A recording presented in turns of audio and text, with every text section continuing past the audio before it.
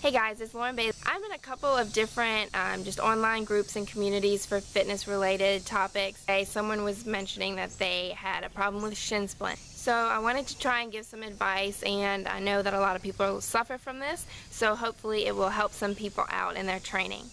I first started getting shin splints when I played tennis in high school, and ever since then, anytime I do any running, which is not often, y'all know I'm not a cardio bunny, I don't do a whole lot of running. I'll do like short, quick sprints, and my shin splints usually don't bother me in that case. If I run for any length of time, or on certain surfaces, my shin splints will be worse. But I've come up with some techniques that help and minimize my shin splints, so I want to share those with you guys now.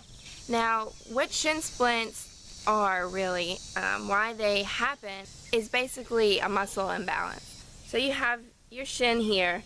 A lot of people will get shin splints on the outside, in the front of the lower portion of their leg. My shin splints typically happen more so on the inside of the lower leg.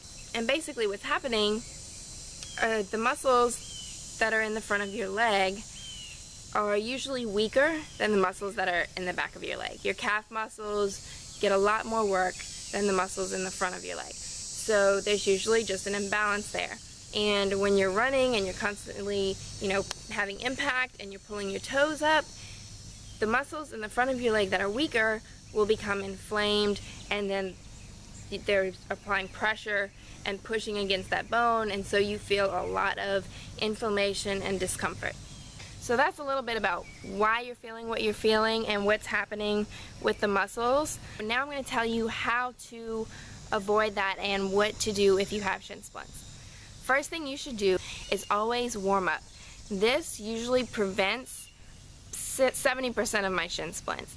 If I do these warm-up exercises first, it warms up the muscles, plus it trains it over time. It strengthens those muscles so that you don't have such a muscle imbalance, and it can prevent the flare-ups from happening in the first place. So what I do is anytime I'm going to be doing any kind of running, I do toe taps first. So I'll show you now what I'm talking about with toe taps. Okay, so here's how to do the toe taps that I was talking about.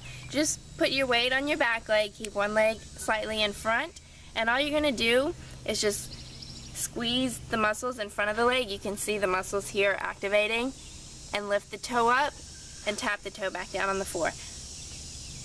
Do a brief pause at the top to really activate the muscle that's used to pull the toes up.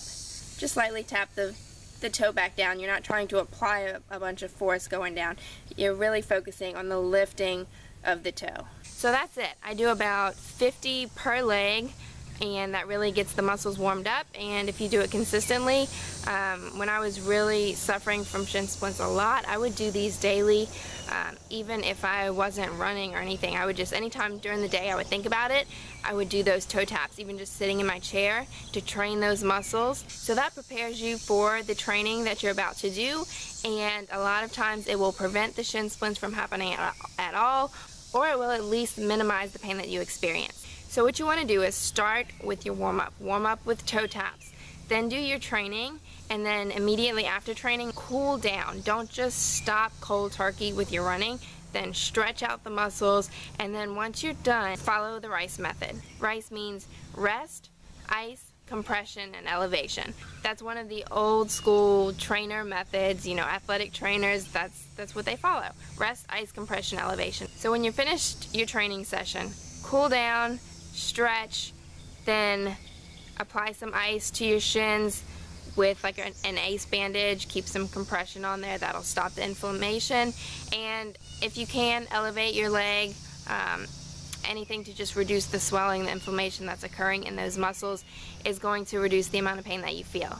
Alright, so that's it. I hope that helps you guys out. I know it can be frustrating when you get excited and you start training, and then you have an injury or something like shin splints that holds you back. So try out these techniques. I really think that they'll help you, and they'll improve your training as well.